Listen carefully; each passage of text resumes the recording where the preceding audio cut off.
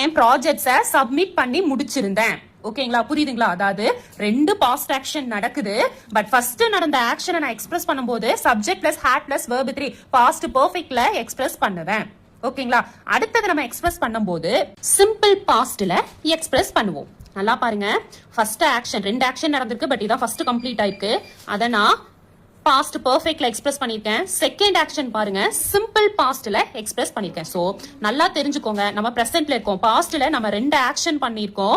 ரெண்டு action பண்ணிருக்கிறதுல first ஆக்ஷனை நீங்க எப்பவுமே பாஸ்ட் பெர்ஃபெக்ட்ல எக்ஸ்பிரஸ் பண்ணணும். செகண்ட் ஆக்ஷனை நீங்க சிம்பிள் பாஸ்ட்ல எக்ஸ்பிரஸ் பண்ணா போதும். இதுதான் பாஸ்ட் பெர்ஃபெக்ட். அடுத்தது பாஸ்ட் பெர்ஃபெக்ட் கண்டினியூஸ் டென்ஸ். இதோட ஃபார்மேட் எப்படி இருக்கும்னா subject plus had plus been plus verb plus ing. So I had been eating. நான் கொஞ்சம் நேரமா சாப்பிட்டுக்கிட்டே இருந்தேன்.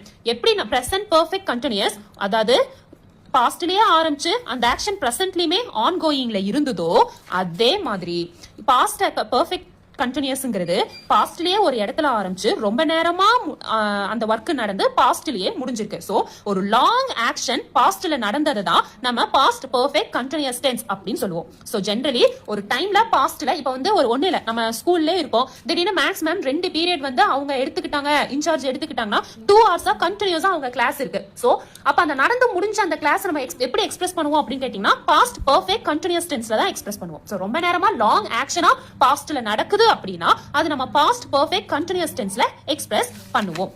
ஓகேங்களா, so example I had been eating for 20 minutes. So நான் 20 மினிட்ஸா சாப்பிட்டுக்கிட்டே இருந்தேன் அப்படின்னு நம்ம பாஸ்ட் ஆக்ஷனை சொல்றது. சோ சிம்பிளா மைண்ட்ல ஞாபகம் வச்சுக்கணும்னா பாஸ்ட்ல ஒரு லாங் ஆக்ஷன். இப்போ நம்ம கம்பேர் பண்ணலாம் பாருங்க. I ate, I was eating, I had eaten, I had been eating. So இதுல சப்ஜெக்ட் எல்லாமே சேம் தான், சாப்பிடுறது எல்லாமே ஈட் தான், அதுவும் சேம் தான். ஆனா எல்லாத்துலயும் பாருங்க டைம் சேஞ்ச் ஆகுது. எல்லாமே பாஸ்ட் ஆக்ஷன்ஸ் தான், எதுவுமே பிரசன்ட் ஆக்ஷன் கிடையாது.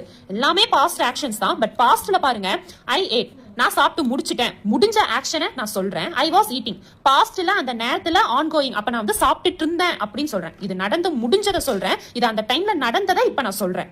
அடுத்தது I had eaten, நான் சாப்பிட்டு முடிச்சிருந்தேன், அதாவது இது முடிச்சிட்டேன் அப்படிங்கிறேன். இது அந்த டைம் நான் சாப்பிட்டுட்டு இருந்தேங்கிறேன். நான் இந்த டைம் என்ன இப்ப ரெண்டு ஆக்ஷனா இருந்தேன், அவங்க வரதுக்குள்ள அந்த இடத்துல நான் சாப்பிட்டு முடிச்சிருந்தேன் அப்படின்னு சொல்லுவேன்ல, அந்த மாதிரி சாப்பிட்டு முடிச்சிருந்தேன்.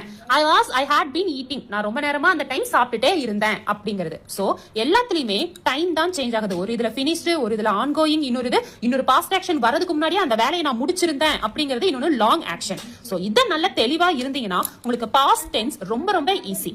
நெக்ஸ்ட் நம்ம டே 8 சின்ன ரீகால் கிளாஸ் மட்டும் பார்க்கலாம்.